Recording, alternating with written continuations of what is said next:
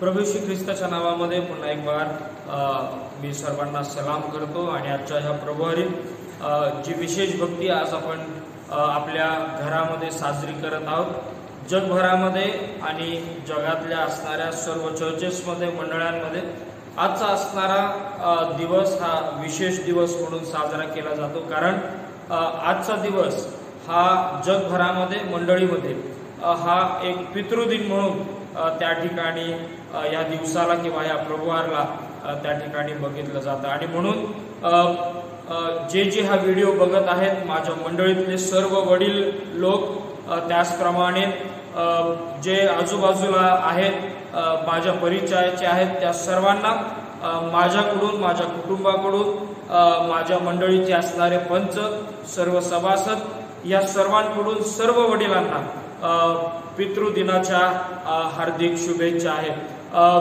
पिता होण्याचा सन्मान देव ज्यावेळेस आम्हाला देतो त्यावेळेस तो सन्मान स्वीकारणं ही एक अद्भुत गोष्ट आहे। आणि म्हणून माझ्यासाठी हा असणारा जो फादर्स डे आहे हा अतिशय आगळा वेगळा आहे, कारण पहिल्यांदा मी खऱ्या अर्थानं आजचा असणारा जो फादर्स डे आहे तो ह्या ठिकाणी मी साजरा करत आहे, कारण ज्या गोष्टीसाठी गेली 13 वर्ष मी वाट पाहिली, ज्या गोष्टीसाठी मी 13 वर्ष थांबलो होतो, देवानं माझ्या प्रार्थनांची, आमच्या प्रार्थनांची उत्तरं, तुम्हा सर्वांच्या प्रार्थनेची उत्तरं दिली आणि मला स्वतः पिता होण्याचा सन्मान देवबापाने त्या ठिकाणी दिला। आणि म्हणून माझ्यासाठी आजचा असणारा हा जो सण आहे म्हणा किंवा हा जो दिवस आहे हा माझ्यासाठी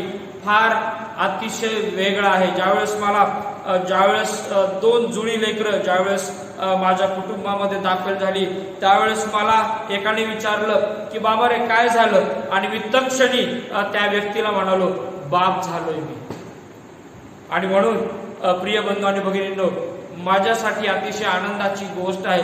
गेले अनेक वर्ष मी ज्यावेळेस कुटुंबावर आधारित संदेश दिले, गेली अनेक वर्ष ज्यावेळेस मी लेकरांची सेवा करत असताना ज्या लेकरांनी एक पित्याचं प्रेम माझ्या जीवनामध्ये बघितलं, अशी अनेक लेकरं आहेत की जी आजही माझ्या संगती संलग्न आहेत, माझ्यावर ते प्रेम करत आहेत आणि त्यांनी मला पित्याचं प्रेम किंवा त्यांनी लेकरांमधून असणारा एक पिता माझ्या जीवनातला त्यांनी ओळखला। आणि म्हणून त्या सर्व लेकरांचे, त्या सर्व पालकांचे मी मनापासून आभार मानतो की जो विश्वास तुम्ही एक सेवक म्हणून, एक आध्यात्मिक आत्मिक पिता म्हणून तुम्ही माझ्यावर ठेवला, हे त्याचं फळ आहे की देवानं मला स्वतःला माझ्या हक्काची 2 जुळी लेकरं दिली की जी मला येणाऱ्या दिवसामध्ये ती पण मला पप्पा म्हणून किंवा डॅडी म्हणून किंवा बाबा म्हणून त्या ठिकाणी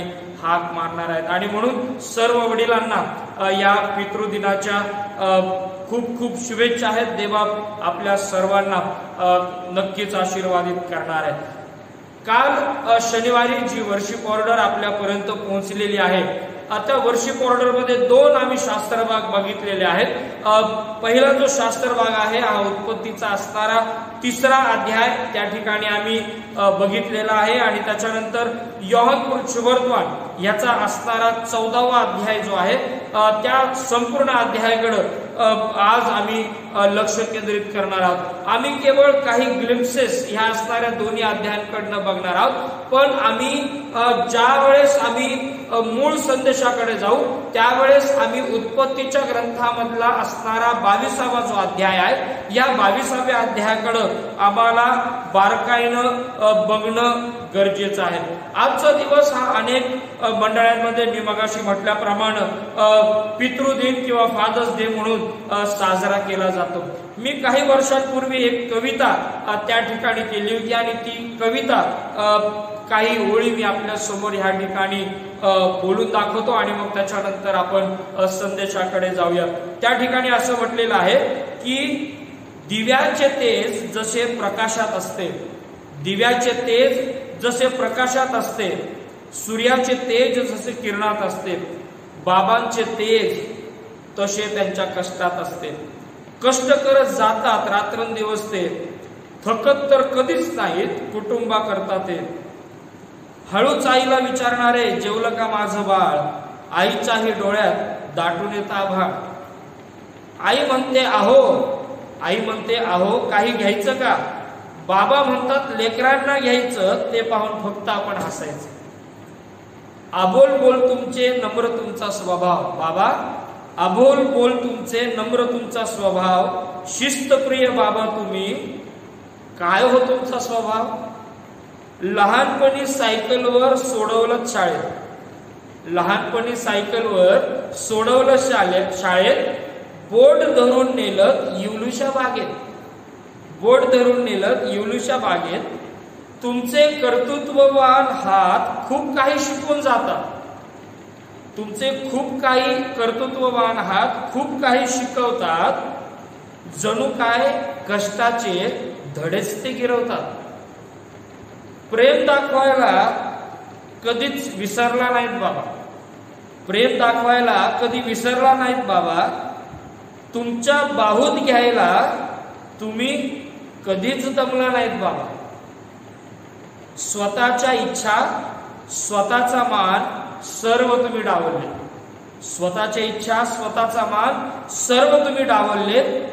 अश्रू दुःख लपवून तुम्हीच तर आम्हाला सावरलेत. पडण्याच्या अगोदर सावरणारे तुम्हीच, पडण्याच्या अगोदर सावरणारे तुम्हीच. बोट धरून मला चालवणारे तुम्हीच, रडण्याच्या अगोदर हसवणारे सुद्धा तुम्हीच. माझा कोश, माझा शब्दकोश, माझा विश्वकोश सुद्धा तुम्हीच.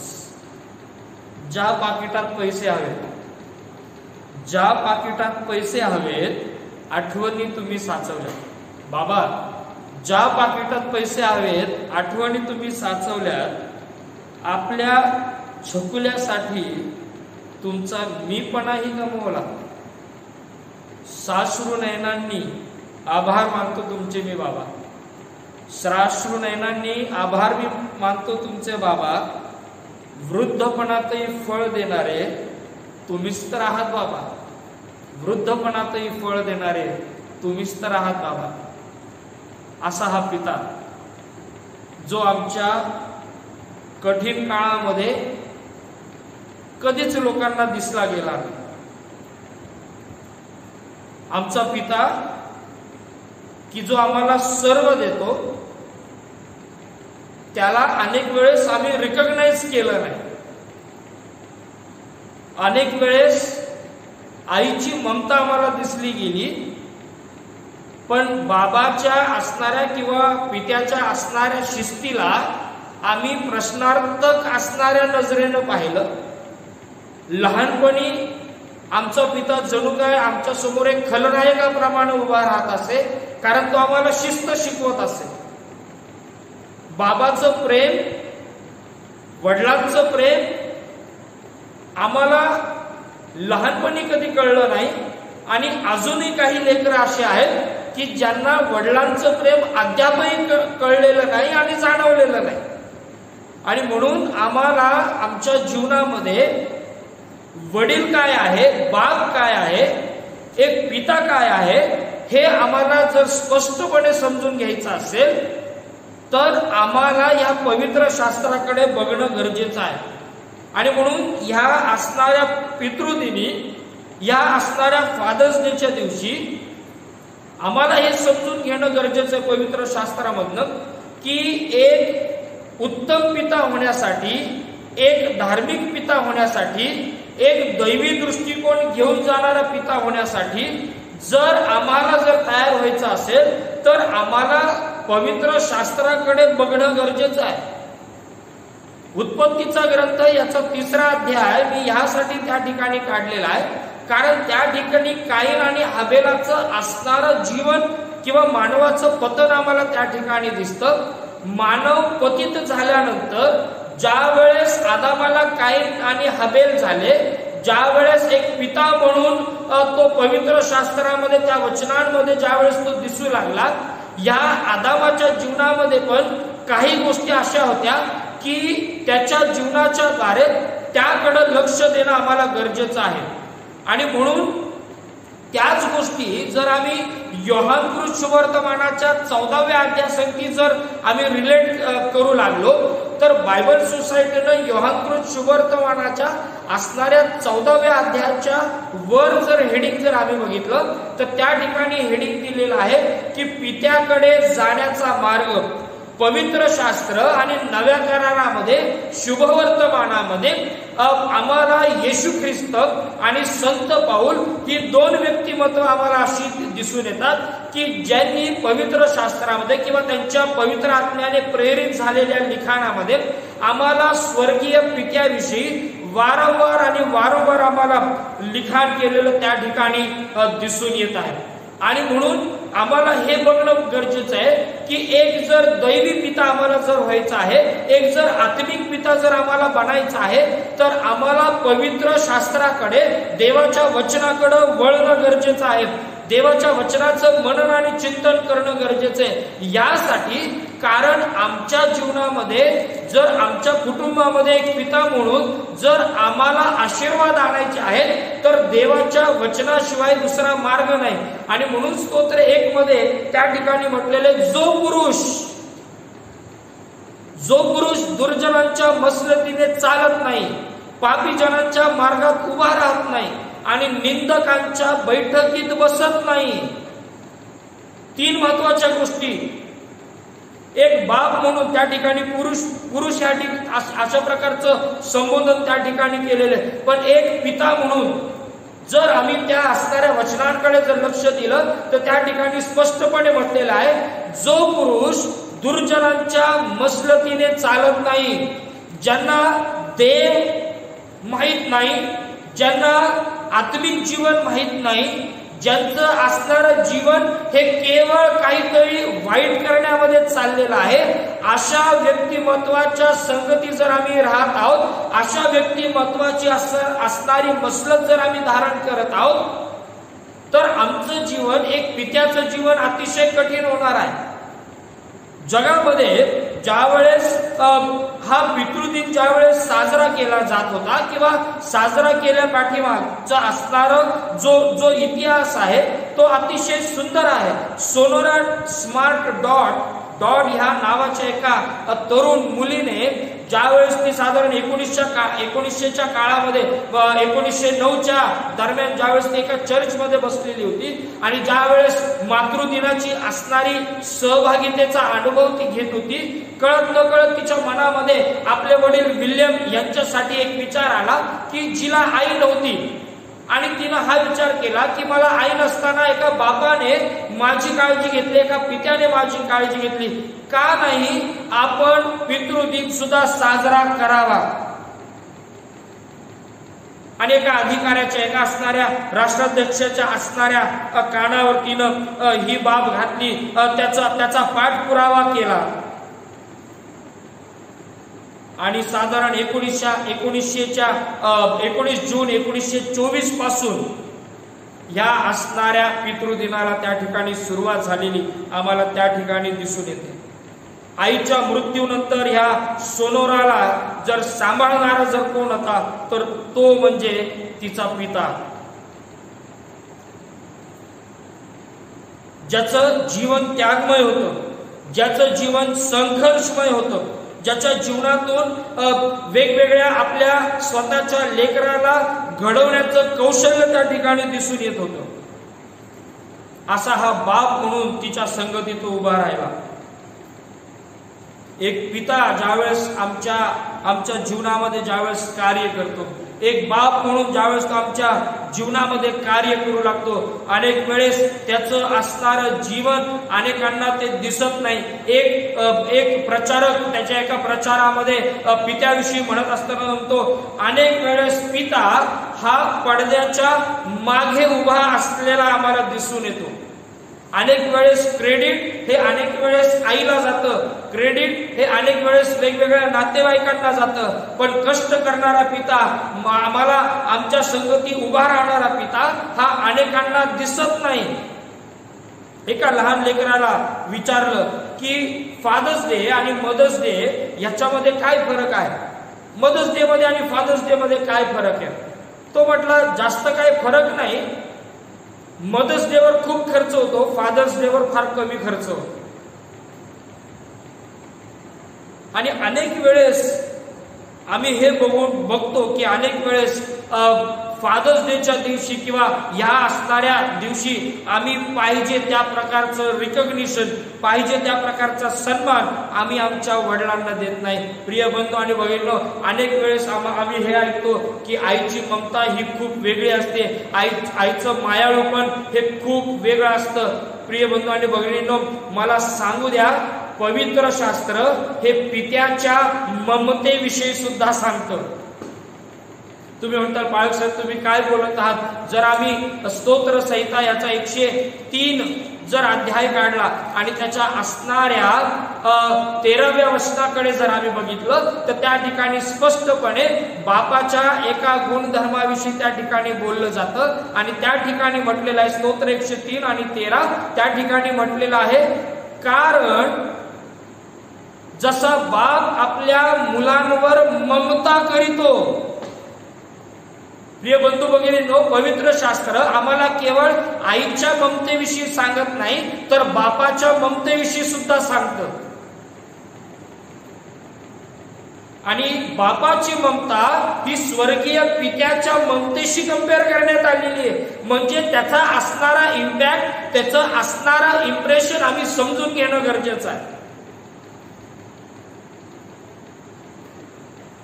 अनेक वेळेस ज्यावेळेस मी सेवा, संदेशाची सेवा ज्यावेळेस फादर्स डेच्या दिवशी किंवा वेगवेगळ्या कुटुंबाच्या असणाऱ्या वेगवेगळ्या सेशन्स मध्ये ज्यावेळेस मी करत होतो, ज्यावेळेस लेकरांविषयी बोलणं ज्यावेळेस यायचं त्यावेळेस माझं मन आणि माझा कंठ हा भरून यायचा. मला आजही आठवतं, गेल्या 13 वर्षामध्ये एकदाही असं झालं नाही की मी लेकरांविषयी संदेश देत असताना, लेकरांमध्ये काम करत असताना माझे डोळे कधी पाणावले गेले नाहीत, असं कधी झालं नाही. वारंवार आणि वारंवार माझा एकच प्रश्न माझ्या स्वर्गीय पित्याकडे एकच होता की हे देवा, या असणाऱ्या सेवा कार्यामध्ये तू तर मला आणलंस, कुटुंबाविषयी शिकवण्यासाठी तू मला तयार केलंस, लेकरांच्या सेवेसाठी तू मला पाचारण केलंस, मी बाप होणार कधी? प्रभू, मी अनुभवाने सांगणार कधी? माझ्या अनुभवातून मी कधी सांगणार?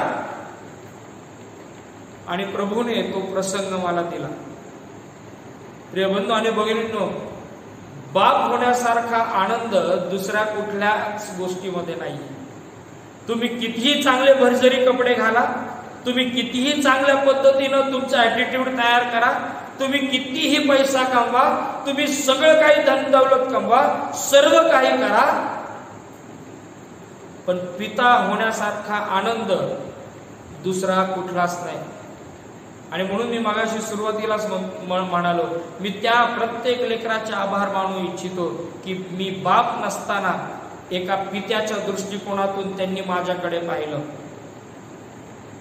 प्रिय बंधू आणि भगिनींनो, पिता हा अतिशय निराळा आहे. पिता हा अतिशय निराळा आहे. आणि म्हणून फादर ची असणारी एकानं डेफिनेशन जर काय केली तो म्हणतो, father, F stands for faithfulness, A stands for adorable, T stands for trustworthy, H stands for the one who hears, E stands for empowerment and R stands for the one who gives peaceful rest. तो पिता आहे की जो या सर्व dimension मध्ये आमच्या जीवनामध्ये काम करतो. आणि म्हणून अतिशय पवित्र शास्त्रामध्ये पित्याविषयी आम्हाला बऱ्याच गोष्टी त्या ठिकाणी वचनातून मार्गदर्शन केलेलं वचन बोलत असणारे आम्हाला त्या ठिकाणी आढळतात. पित्याचं असणारं जीवन हे अतिशय वेगळं आहे. जेम्स डॉब्सन नावाचा देवाचा सेवक त्याच्या असणाऱ्या एका पुस्तकामध्ये, डेअर टू डिसिप्लिन नावाच्या एका पुस्तकामध्ये बोलत असताना म्हणतो, good fathers are made not born. हे जेम्स डॉब्सनचं असणारं हे वाक्य आहे. कष्टाळू आणि मायाळू व्यक्तिमत्व कोणाचं, तर ते एका पित्याचं. एक रोल मॉडेल म्हणून ज्याच्याकडे पाहावं तर तो कोण आहे, तर तो आमचा पिता आहे, जो अहोरात्र आमच्यासाठी कष्ट करत राहतो, रात्र रात्र आमच्यासाठी जागत राहतो, घरात पैसे आणतो, आमचं स्टेटस, आमच्या असणाऱ्या सर्व गोष्टी आमच्या लेकरांसाठी, मुलासाठी, मुलीसाठी तो वेगळ्या प्रकारचं स्टेटस तयार करतो. तो बाप असतो. जो उपाशी राहतो तो बाप असतो. जो एकट्यामध्ये जाऊन रडतो तो बाप असतो. जो मुलाचा आवाज मोठा झाला तर सुन्न होतो, मुलगा ज्यावेळेस त्याच्यावर डाफरतो, मुलगा ज्यावेळेस त्याला रागवतो, मुलगा ज्यावेळेस त्याच्यावर हात उगारतो, त्यावेळेस तो सुन्न होऊन एका बाजूला बसून राहतो, तो बाप असतो. तो आमचा मित्र होतो, तो आमचा सखा होतो. आमच्या कठीण काळामध्ये आम्हाला त्याच्या पाठीवर उचलायला सुद्धा जो कमी करत नाही तो पिता असतो. आणि म्हणून पवित्र शास्त्र आम्हाला अशा पित्याविषयी बऱ्याच गोष्टी सांगतात. नीतिसूत्रे याचा 10वा अध्याय जर आम्ही काढला तर त्या ठिकाणी म्हटलेलं आहे, मुलगा शहाणा तर बाप सुखी. अब्रामाच्या जीवनातनं जर आम्ही बघितलं तर अब्रामाला राष्ट्रांचा पिता म्हणून त्या ठिकाणी संबोधण्यात आलेलं आहे. निर्गमाचं पुस्तक याचा 20वा अध्याय आणि 12व्या वचनामध्ये स्पष्टपणे त्या ठिकाणी देवाचं वचन आम्हाला सांगतं की आपला बाप व आपली आई यांचा सन्मान कर. निर्गमाचं पुस्तक याचा 21वा अध्याय आणि त्याच्या 15व्या वचनामध्ये त्या ठिकाणी म्हटलेलं आहे, बापाला किंवा आईला जो मारहाण करेल त्याला जीव मारावं त्या ठिकाणी सांगितलेलं आहे. निर्गमाचं पुस्तक याचा असणारा 21वा अध्याय आणि 17व्या वचनामध्ये त्या ठिकाणी सांगितलं, जो कोणी बापाला आणि आईला शिव्या शाप देतो त्यालाही जीव मारावा, अशा प्रकारचं वचन आम्हाला त्या ठिकाणी आढळतं. लेवियाचं पुस्तक याचा 18वा अध्याय आणि त्याच्या 7व्या वचनामध्ये त्या ठिकाणी स्पष्टपणे देवाचं वचन आम्हाला सांगतं की आपल्या बापाची व आपल्या आईची काया उघडी करू नकोस. अनुवाद याचा 5वा अध्याय आणि त्याच्या 16व्या वचनामध्ये जर आम्ही गेलो तर आम्हाला परत एकदा त्या ठिकाणी आमच्या आई वडिलांचा सन्मान करण्याविषयी आम्हाला त्या ठिकाणी वाचायला मिळतं. नीतिसूत्र याचा 17वा अध्याय आणि त्याच्या 21व्या वचनामध्ये जर आम्ही गेलं तर त्या ठिकाणी म्हटलेलं, मूर्खाच्या बापाला आनंद नाही. नीतिसूत्रे याचा असणारा 23वा अध्याय त्याच्या 22व्या वचनामध्ये लिहिणारा लेखक त्या ठिकाणी म्हणतो, जन्मदात्या बापाचं आई. नीतिसूत्रे 23-24 मध्ये म्हटलेलं आहे, धार्मिकाचा बाप फार उल्हासतो. नीतिसूत्रे 28-7 मध्ये म्हटलेलं आहे, शून्य पुत्र धर्मशास्त्र पाळतो. खादाडांचा सोबती बापास खाली पहावयास लावतो. आणि म्हणून प्रिय बंधू आणि भगिनींनो, आमच्या समोर एक मूर्तिमंत जिवंत उदाहरण जर काय असेल तर ते जिवंत उदाहरण आहे प्रभू येशू ख्रिस्त, की ज्याने आपल्या पित्याच्या इच्छेला कधी बगल दिली नाही. आमच्या समोर जिवंत उदाहरण जुन्या करारातून जो अब्राहम आहे त्याचं आमच्या समोर एक जिवंत उदाहरण आहे की ज्यानं आपल्या असणाऱ्या जीवनातून एक पिता कसा असावा त्या असणाऱ्या सर्व गोष्टी अब्राहमाने त्या ठिकाणी दाखवल्या. आणि म्हणून आम्हाला एके ठिकाणी आदाम दिसतो की ज्यानं देवाच्या आज्ञेची प्रताडणा केली. बाप होण्याच्या अगोदर ज्यावेळेस त्याला एक पत्नी देण्यात आली त्यावेळेस त्या पत्नीची सुद्धा जबाबदारी झटकताना तो आम्हाला दिसतो. त्याची असणारी इंटेग्रिटी, त्याचा असणारा विश्वासूपणामध्ये असणारा जी असमतोलता आहे ती असमतोलता आम्हाला त्या ठिकाणी दिसून येते ज्यावेळेस आम्ही ख्रिस्ताच्या जीवनाकडे पाहतो. प्रिय बंधू आणि भगिनींनो, योहान सुवर्तमानाच्या 14व्या अध्यायाच्या अनेक वचनांमध्ये त्या ठिकाणी होतो, ज्यावेळेस फिलिप त्याला होतो की प्रभू आम्हाला पिता दाखव, त्यावेळेस येशू ख्रिस्त म्हणतो, ज्याने मला पाहिलं त्यानं पित्याला पाहिलं. लेकरं हे पित्याचे रिफ्लेक्शन्स आहेत. आणि म्हणून एक येशू ख्रिस्त की जो कोणाचं तरी लेकरू आहे, स्वर्गीय पित्याचं लेकरू आहे, त्याच्या जीवनाकडे ज्यावेळेस आम्ही पाहतो त्यावेळेस ख्रिस्ताचा जन्म झाल्यापासून जो त्याचा शारीरिक पिता की जो योसेफ आहे, या योसेफासाठी येशू ख्रिस्त आम्हाला विश्वास असताना तो दिसत आहे. कारण योसेफाच्या असणाऱ्या वागणुकीमध्ये, योसेफाच्या असणाऱ्या शिस्तीमध्ये तो वाढत गेलेला आहे.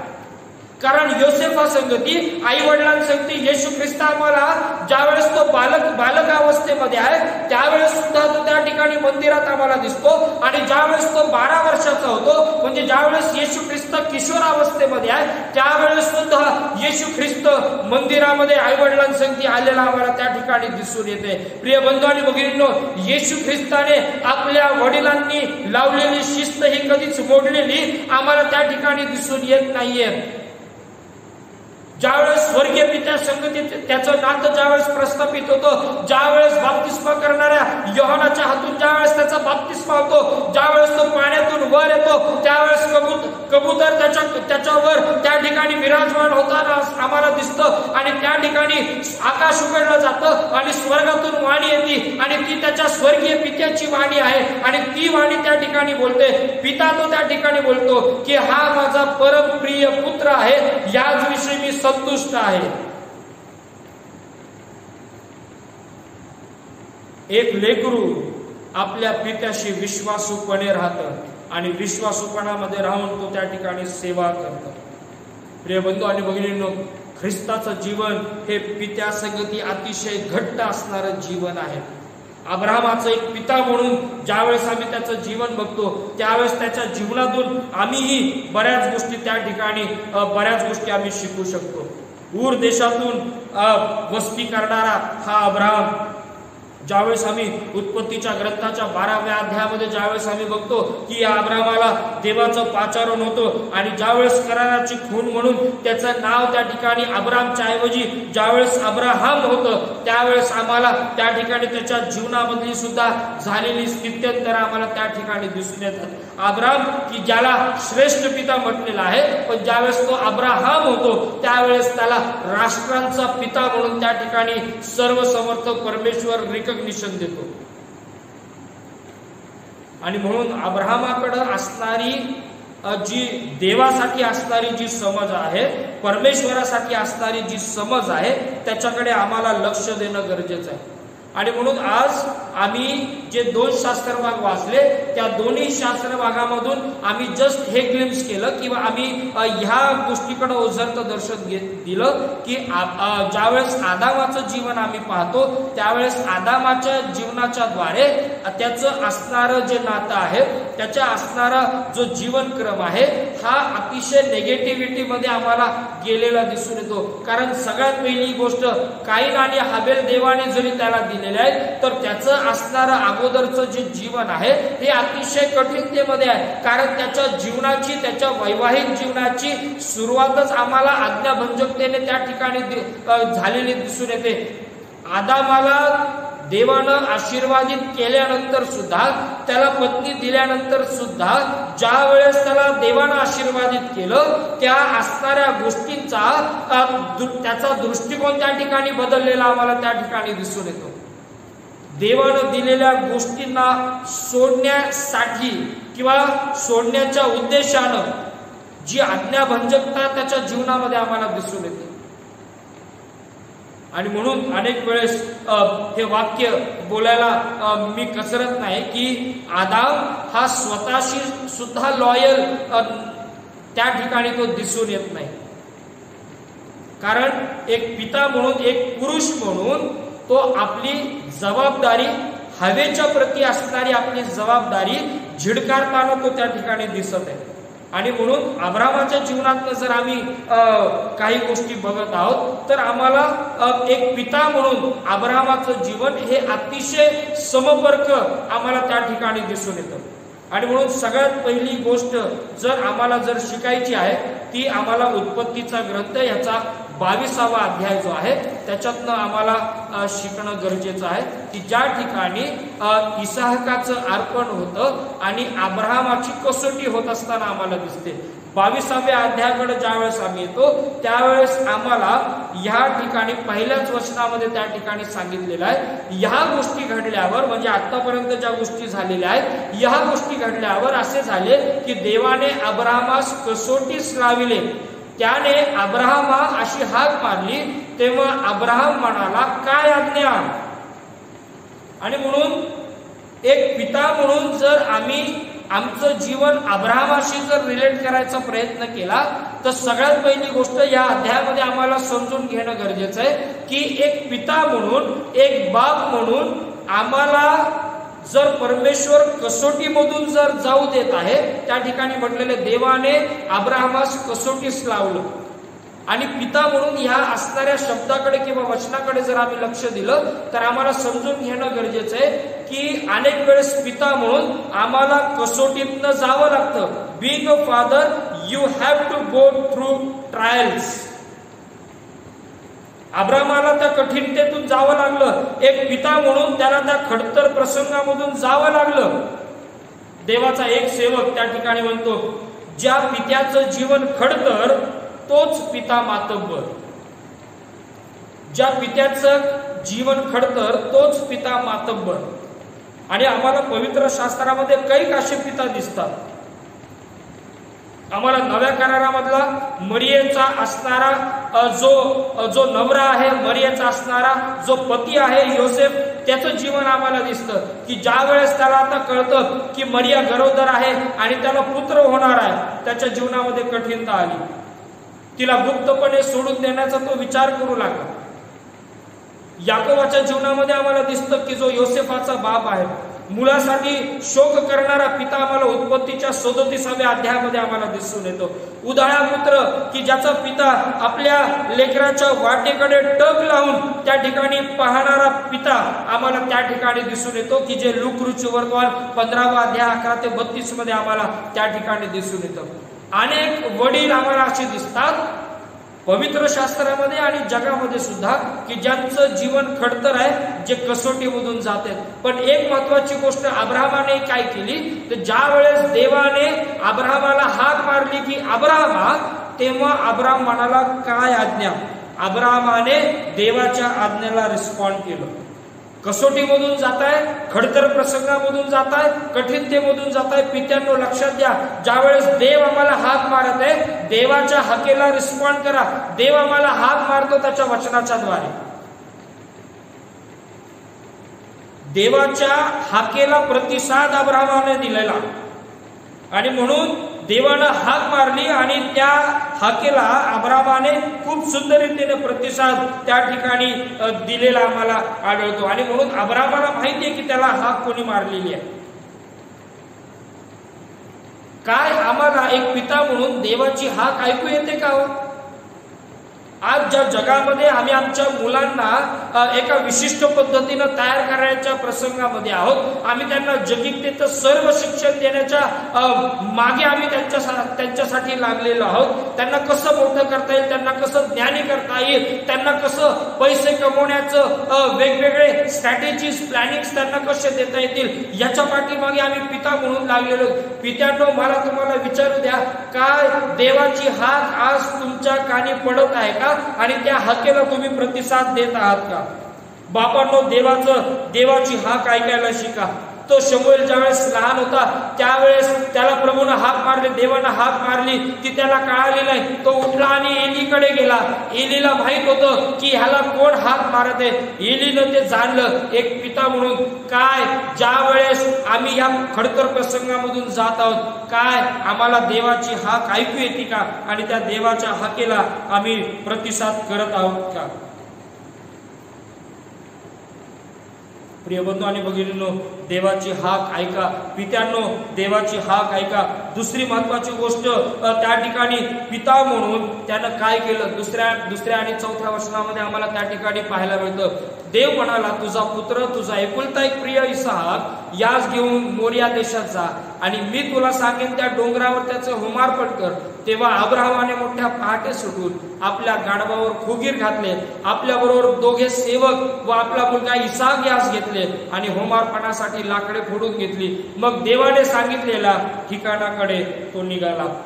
दुसरी महत्वाची गोष्ट, पिता म्हणून देवानं जी स्ट्रॅटेजी आम्हाला दिली, देवानं आमच्या समोर जी योजना ठेवली, काय ती योजना ग्रहण करण्यासाठी आणि त्या योजनेनुसार चालण्यासाठी आपण तयार आहोत का? एक पिता म्हणून देवाने इसहाकाला मागितलं. आणि इसाकाला मागितल्यानंतर त्याला मागितल्यानंतर त्याचं अर्पण करायचं आहे हे ज्यावेळेस त्याने अब्रामाला सांगितलं, त्यावेळेस त्याला कसं न्यायचं, कुठल्या पद्धतीने न्यायचं याची योजना सुद्धा अब्रामाला त्याने सांगितली. एक पिता म्हणून ज्यावेळेस देव आम्हाला योजना देत आहे, ज्यावेळेस देव त्याच्या स्ट्रॅटेजीज त्याची इच्छा आमच्या जीवनामध्ये तो देत आहे, काय आम्ही ते उत्तम रीतीनं स्वीकारण्यासाठी आम्ही तयार आहोत का? ज्यावेळेस योसेफाच्या मनामध्ये काहूर माजलेला होता, ज्यावेळेस तो हा विचार करत होता की मरियेला मला गुप्तपणे सोडून देणं गरजेचं आहे, गॅब्रिएल देवदूत स्वप्नामध्ये दर्शन देऊन त्याच्या संगती बोलला आणि त्या स्वप्नात त्याला दर्शन झाल्यानंतर त्यानं, पवित्र शास्त्र आम्हाला असं सांगतं की त्यानं आपल्या पत्नीचा स्वीकार केला, योसेफानं आज्ञापालन केलं. देवानं जी योजना त्याच्यासाठी नेमस्त केली होती ती योजना जशी आहे तशी त्यानं स्वीकारली. बापांनो, वडिलांनो, पित्यांनो, देवानं देव केलेली योजना ही आम्ही आमच्या जीवनामध्ये स्वीकारत आहोत का? आम्ही आमच्या जीवनामध्ये स्वीकारत आहोत का?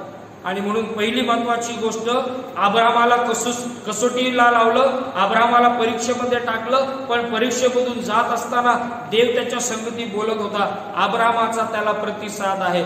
दोन महत्वाच्या गोष्टी, देवानं अब्रामाला कसोटीला लावलं आणि अब्रामाचा त्या ठिकाणी आम्हाला प्रतिसाद पाहायला मिळतो. तिसरी महत्वाची गोष्ट, देवाने जी योजना दिली ती अब्रामाने आनंदाने स्वीकारली. मनामध्ये वेगवेगळ्या शंका कुशंका असतील, मन हे विचलित झालेलं असेल, मनाचा ठाव त्या ठिकाणी नसेल, मनावर एक प्रकारचं दडपण असेल, पण ते देवाकडून आलेलं आहे म्हणून ते जसंच्या तसं स्वीकारलेलं आम्हाला त्या ठिकाणी पाहायला मिळते. चौथी महत्वाची गोष्ट आम्हाला ह्या ठिकाणी पाहायला मिळते की जी चौथ्या वचनामध्ये आम्हाला त्या ठिकाणी पाहायला मिळते.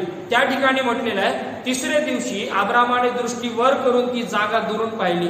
अब्राहम आपल्या सेवकास म्हणाला, येथे गाढवाजवळ थांबा, मुलगा व मी पलीकडे जातो आणि देवाची उपासना करून तुमच्याकडे परत येतो. प्रिय बंधू आणि भगिनींनो, देवाने जी जबाबदारी दिली ती जबाबदारी स्वीकारून तो आपल्या लेकराला घेऊन त्या असणाऱ्या ज्या डोंगरावर त्यांना जायचं आहे त्या डोंगरावर जाण्यासाठी तो निघाला.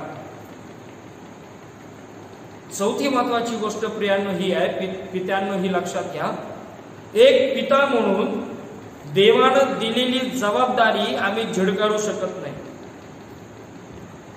देवानं दिलेली जबाबदारी आम्ही दुसऱ्याच्या हातामध्ये देऊ शकत नाही. अब्राहम ज्यावेळेस एका ठराविक ठिकाणी आला, ज्यावेळेस त्याने दृष्टी वर करून ज्यावेळेस ती जागा बघितली, त्यावेळेस अब्राहमाने आता आपल्या सेवकांना थांबवलेलं दिसून येतं. आता सेवकांची जबाबदारी तिथपर्यंतच आहे. आता तिथून पुढं एका पित्याची जबाबदारी आहे की आपल्या त्या लेकराला त्या असणाऱ्या ठिकाणापर्यंत घेऊन जाणं. आणि म्हणून ही पित्याची जबाबदारी आहे. पित्यांनो लक्षात घ्या, आमच्या लेकरांना एका विशिष्ट डेस्टिनेशन पर्यंत पोहोचवण्याची जबाबदारी ही पित्याची आहे, सेवकांची नाही. तुम्ही आणि मी सर्वस्वी आम्ही जबाबदार आहोत आमच्या लेकरांना योग्य ठिकाणी मार्गदर्शन करण्याची. आणि म्हणून बापांनो, वडिलांनो, पित्यांनो, जबाबदारी झटकारू नका. आपली जबाबदारी दुसऱ्यांच्या हातामध्ये देऊ नका. जबाबदारीला बगल देऊ नका. जबाबदारी पत्नीच्या हातामध्ये देऊन टाकू नका. अब्रामाने त्याची जबाबदारी विश्वासूपणे पार पाडली. आपल्या लेकराला घेऊन त्या ठिकाणाकडं तो चालत निघाला. 7व्या वचनामध्ये त्या ठिकाणी म्हटलेलं आहे, तेव्हा इसाकाने आपला बाप अब्राम यास म्हटले, बाबा. तो म्हणाला, काय म्हणतोस बाळा? त्याने म्हटले, पहा, विस्तव लाकडे आहेत पण हुमारपणासाठी कोकरू कोठे आहे. लक्षात घ्या, एक मुलगा आपल्या पित्यासंगती आध्यात्मिक अर्पणाविषयी चर्चा करत आहे. याचा अर्थ दिसून येतो की पित्यानं हे लेकराला शिकवलेलं आहे की अर्पण काय आहे. लक्षात घ्या, जर इसाहाक अब्राहमाला विचारतो की आपण लाकडं घेतलीत, आपण बाकीच्या सगळ्या गोष्टी घेतल्यात, विस्तव घेतल्यात, होमार्पणासाठी कोकरू कुठं आहे, याचा अर्थ की इसाकाला माहित आहे आध्यात्मिक गोष्टी कशा आहेत, अर्पण काय आहेत याच्याविषयी त्याला त्याच्या पित्यानं त्याच्या घरच्यांनी त्याला शिकवलेलं आहे. प्रिय बंधू आणि भगिनींनो, पित्यांनो, जगाचं ज्ञान देत आहात, चांगली गोष्ट आहे, पण उत्तम गोष्ट काय आहे की देवाच्या वचनाचं ज्ञान आमच्या लेकरांना आम्ही द्यावं. वडिलांमध्ये आणि लेकरांमध्ये अर्पणाविषयी त्या असणाऱ्या आत्मिक गोष्टींविषयी डिस्कशन होताना आम्हाला त्या ठिकाणी दिसत आहे. प्रिय बंधू आणि भगिनींनो, जगाचं डिस्कशन करताय, जगाच्या असणाऱ्या इजम्सन सिजम्स विषयी आम्ही बोलत आहोत. आत्मिक गोष्टींविषयी बोलायला शिका. प्रिय बंधू आणि भगिनींनो, आज आई वडिलांची निराशा ही आहे की आमची लेकरं आमच्या संगती बोलत नाही. इकडं आम्हाला अब्राहम नावाचा एक पिता या ठिकाणी दिसतो की ज्याच्या संगती इसहाक मन मोकळेपणाने आत्मिक गोष्टींविषयी बोलत आहे. आपल्या लेकरांविषयी संगती आत्मिक गोष्टींविषयी बोला आणि मग जगिक गोष्टींच्या मार्गदर्शनाविषयी विचार करा. एका शाळेमध्ये एक पती पत्नी दोघंही काम करत होते आणि रात्रीच्या वेळेस संध्याकाळच्या वेळेस ती जी पत्नी आहे ती त्या ठिकाणी तिच्या वर्गातले काही पेपर्स चेक करत होती आणि पेपर्स चेक करत असताना एक पेपर तिच्या समोर आला आणि ती चेक करत असताना ती पेपर बघून तो वाचन करून ती रडू लागली आणि तिचा पती जो त्याच शाळेमध्ये शिक्षक आहे तो तिला म्हणू लागला, अगं तू का रडतेस? आणि ती म्हणाली, एका मुलाने इतका सुंदर निबंध लिहिलेला आहे की तो निबंध वाचून त्या ठिकाणी माझ्या डोळ्यात अश्रू आले. त्या पतीने विचारलं की काय त्या ठिकाणी निबंध आहे? आणि ती म्हणाली की त्यानं आपल्या बापाविषयी, आपल्या आई वडिलांविषयी लिहिलेला आहे की मला तुम्ही वेळ देऊ शकता का? मला तुम्ही मोबाईल मधून थोडासा वेळ काढून तुम्ही मला देऊ शकता का? माझ्या संगती फिरायला येऊ शकता का? पप्पा तुम्ही माझा अभ्यास घेऊ शकता का? पप्पा तुम्ही माझ्या संगती खेळू शकता का? पप्पा तुम्ही माझ्या संगती बाहेर येऊ शकता का? आणि तो जो पती आहे तो तिला म्हणाला, बरं झालं कुठल्या तरी मुलाचा आहे, धन्यवाद देतो परमेश्वराला की आपल्या लेकराचं हा निबंध नाहीये. आणि ती म्हणाली, अहो हा दुसऱ्या तिसऱ्या कोणाचाही निबंध नसून हा आपल्याच लेकराचा निबंध आहे. आणि दोघंही विचार करू लागले की आमच्या असणाऱ्या पेरेंटिंग मध्ये आम्ही कुठं त्या ठिकाणी चुकलेलो आहोत. प्रिय बंधू आणि भगिनींनो, इसहाक अब्राहमाला विचारतो, होमार्पणासाठी कोकरू कुठं आहे? इसहाकाला अर्पणाविषयी तंतोतंत माहिती आहे. वडिलांची जबाबदारी आहे की लेकरांचं आत्मिक जीवन घडवणं. वडिलांची जबाबदारी आहे की ख्रिस्ताची ओळख करून देणं. वडिलांची जबाबदारी आहे की त्या तारणापर्यंत लेकरांना घेऊन जाणं. प्रिय बंधू आणि भगिनींनो, पित्यांनो, काय या 4 महत्वाच्या गोष्टी आम्ही आमच्या जीवनामध्ये लागू करू शकतो का? 5वी महत्वाची गोष्ट आहे की जी आम्हाला 9 ते 14 वचनामध्ये आम्हाला पाहायला मिळते की ज्या वेळेस त्या ठिकाणी अब्राहम इसहाकाचं अर्पण करत आहे, देवाने त्याला सांगितलेल्या ठिकाणी 9व्या वचनामध्ये म्हटलेलं आहे, देवाने त्याला सांगितलेल्या ठिकाणी ते आले तेव्हा अब्राहमाने तेथे वेदी उभारली, 30 वर लाकडे रचली आणि आपला पुत्र इसहाक यास बांधून वेदीवर लाकडावर ठेवले. मग अब्राहमाने आपला मुलगा वधण्यासाठी हात पुढे करून सुरा घेतला. तेव्हा परमेश्वराच्या दूताने त्यास आकाशातून हाक मारून म्हटले, अब्राहमा अब्राहमा. तो म्हटला, काय आज्ञा? दुसऱ्यांदा देवाच्या असणाऱ्या त्या बोलण्याला अब्राहम रिस्पॉन्ड करताना आम्हाला दिसत आहे. 12व्या वचनामध्ये म्हटलेले, मग तो बोलला, तू मुलावर आपला हात चालवू नको, त्याला काही करू नको, कारण तू आपल्या मुलास, आपल्या एकुलत्या एका मुलासही माझ्यापासून राखून ठेवले नाही. यावरून तू देवाला भिवून चालणारा आहेस हे मला कळले. आमच्या जीवनामध्ये पित्यांनो लक्षात घ्या, ज्यावेळेस देव कसोटी देतो, ज्यावेळेस देव परीक्षा देतो, त्यावेळेस आम्हाला ह्या गोष्टीसाठी तो आम्हाला राखून ठेवतो. तो म्हणाला, तू देवाला भिवून चालणार आहेस हे मला कळाले. आमच्या कसोटीमध्ये देव हे पाहण्याची इच्छा बाळगतो की काय आम्ही देवाला भिवून चालणारे लोक आहोत का? तेव्हा अब्राहमाने दृष्टी वर करून पाहिले, तो आपल्या मागे झुडपात शिंगे गुंतलेला एक एडका त्यास दिसला. मग अब्राहमाने तो एडका घेऊन आपल्या पुत्राच्या ऐवजी अर्पण केला. प्रिय बंधू भगिनींनो, अर्पण त्या ठिकाणी एडक्याच्या द्वारे पूर्ण झाले. प्रिय बंधू आणि भगिनींनो, हे लक्षात घेणं गरजेचं आहे. देवाला आपल्या जीवनातलं सर्व द्या, देव ते परत दिल्याशिवाय राहणार नाही. पाचवी महत्वाची गोष्ट, पित्यांनो, आपल्या जीवनामध्ये असणाऱ्या सर्व गोष्टी देवाला देत राहा. देव ते परत दिल्याशिवाय राहणार नाही.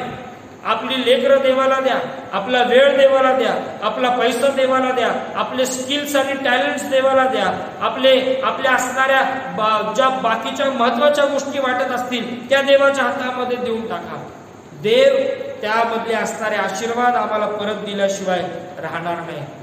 इसाकाला त्या ठिकाणी बाजूला केलं, पण देवानं येडका पुरवला.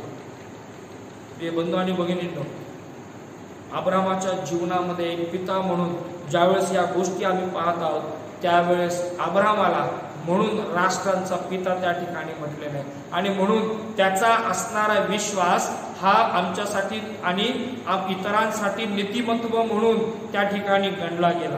प्रिय बंधू आणि भगिनींनो, अब्रामासारखं दुसरं उदाहरण आमच्या समोर नाही की ज्याच्याद्वारे आम्हाला एक उत्तम पिता त्या ठिकाणी दिसून येतो की जो देवाशी विश्वासू आहे.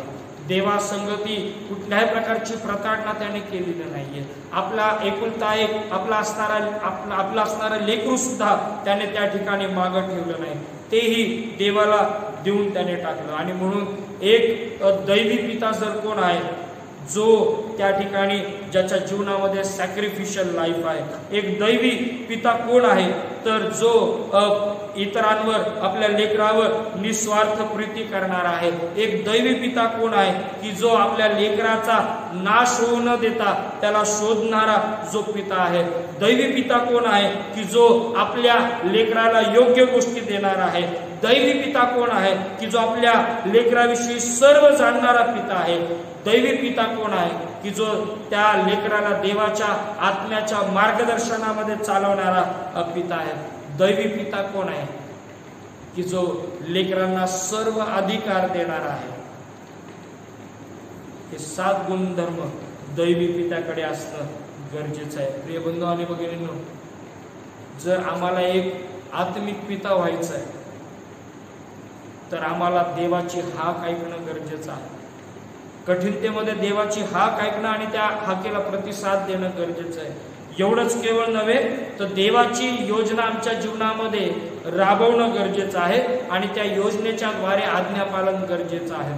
परिस्थिती आमच्या जीवनामध्ये किती कठीण असो, जबाबदारी आम्ही झिडकारू शकत नाही हे आम्ही स्वीकारणं गरजेचं आहे. आम्ही आमची असणारी रिस्पॉन्सिबिलिटी आहे ती आम्ही स्किप करू शकत नाही हे आम्हाला समजून घेणं गरजेचं आहे. देवाला सर्व देणं गरजेचं आहे, कारण देव आम्हाला ते परत फेडल्याशिवाय राहणार नाही या विश्वासामध्ये चालणं गरजेचं. देवबाप करो या वचनाच्या द्वारे तो तुम्हाला आणि मला आशीर्वादित करो. पुन्हा एक वार सर्व जे पिता आहेत त्या सर्व पित्यांना पितृदिनाच्या हार्दिक शुभेच्छा आहेत. यावेळेस आपण डोळे झाकू आणि प्रार्थना करू.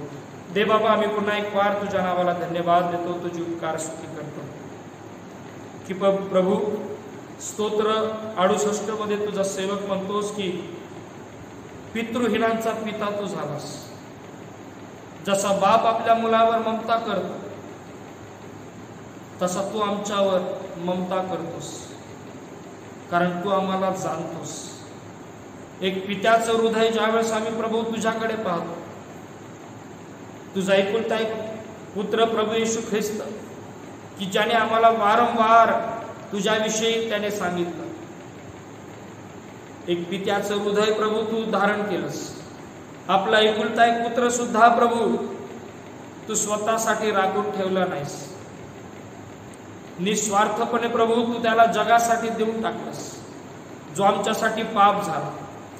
प्रभू आज ह्या पितृदिनाच्या दिवशी आम्ही आमचं अर्पण तुझ्या हातामध्ये करतो.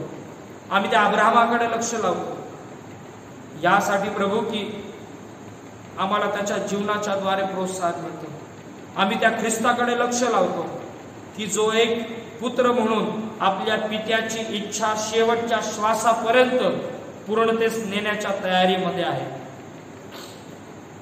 प्रभू आम्ही तुझ्या नावाला धन्यवाद देतो की प्रभू एक पिता होण्याचा सन्मान तू आम्हाला दिलास. आम्ही तुझे आभार मानतो दे बापा की एक पित्याचं हृदय तू आम्हाला दिलास. प्रभू या सर्व गोष्टीमधून जात असताना आम्ही आमच्या लेकरांना अशी कुठलीच गोष्ट शिकू नये की जी पवित्र शास्त्राधारित नाही. आम्ही आमच्या लेकरांना वाम मार्गाला लावू नये प्रभू.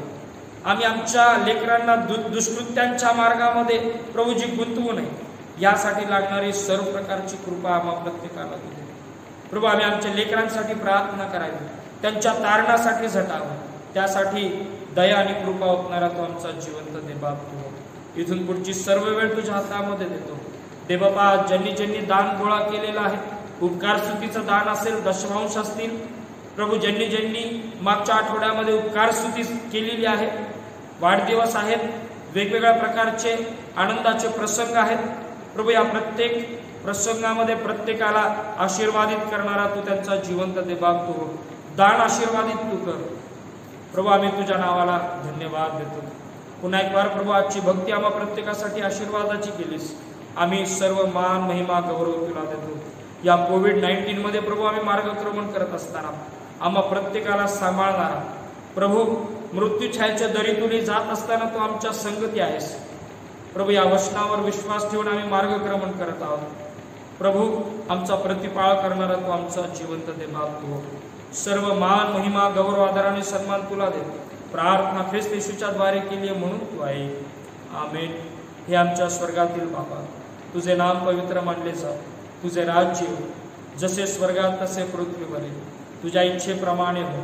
आमची रोजची भाकर आज आम्हास दे, आणि जसे आम्ही आमच्या ऋणास ऋण सोडलाय तसेच तू आमची ऋणे आम्हास सोड. आणि आम्हास परीक्षेत आणू नकोस, तर आम्हास वाईटापासून सोडू.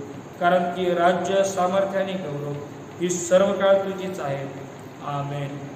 सुवंद्य देवा परात्पर, स्तवा हो त्याला खाली वर. तो बाप, पुत्र, आत्मा जाण, त्रैक्याला द्या अनंत मान. आमेन. आणि आता बुद्धी सामर्थ्याच्या पलीकडे असणारे देवबापाची प्रीती, प्रवेश ख्रिस्ताची कृपा आणि पवित्र आत्म्याची सहभागिता आम्हातील प्रत्येकाबरोबर इथून पुढे सदा सर्व काळासाठी असो. Amen. Thank you Jesus. Thank you, Jesus. Thank you, Jesus. Thank you, Jesus. Hallelujah.